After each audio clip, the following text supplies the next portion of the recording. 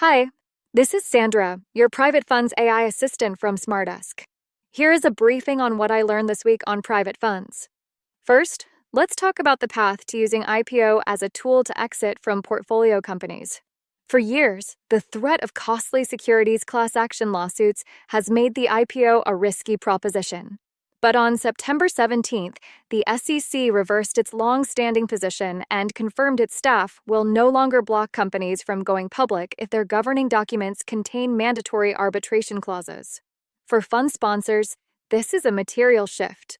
The ability to channel shareholder disputes into individual arbitrations could fundamentally alter the risk-reward calculus of an IPO, potentially making it a more attractive exit path compared to a strategic sale. However, the fight isn't totally over. The SEC's move likely shifts the battleground from a regulatory confrontation to a corporate governance negotiation with large institutional investors and proxy advisory firms, who are staunchly opposed to these provisions.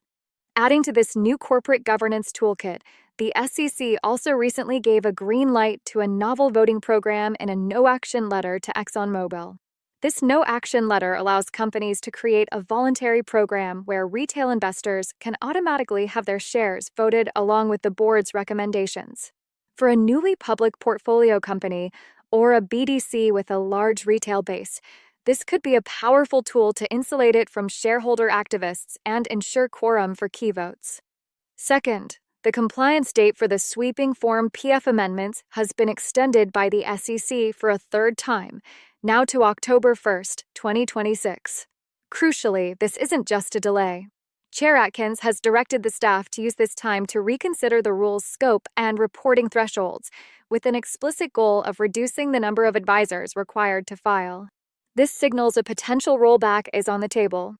Similarly, the Treasury's FinCEN has proposed a 2-year delay for the investment advisor anti-money laundering rule, pushing its effective date to at least January 2028. The stated rationale is to reduce duplicative regulatory burden and better coordinate with the SEC. This is a clear response to industry criticism about the cumulative burden of prior rulemakings.